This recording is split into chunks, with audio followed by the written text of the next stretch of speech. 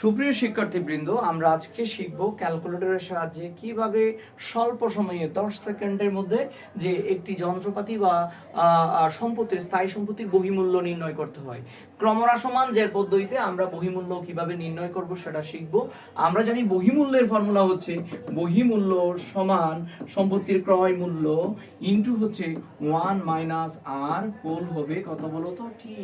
So আমাদের প্রশ্নে বলে দিছে সম্পত্তির মূল্য হচ্ছে 3 লক্ষ টাকা, দেন অবচয়ের হার বলেছে আমাদেরকে 10%। তাহলে 1 মাইনাস আর, আর মানে অবচয়ের হার, তাহলে 10% হলে আমরা এখানে পাবো হচ্ছে 0.90 হোল টি।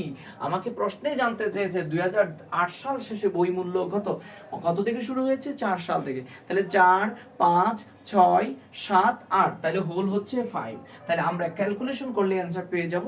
এরকম মজার ভিডিও পেতে চোখ রাখুন আমাদের আইডিয়া বিশ্ববিদ্যালয় ভর্তি কোচিং পেজে। ধন্যবাদ সবাইকে।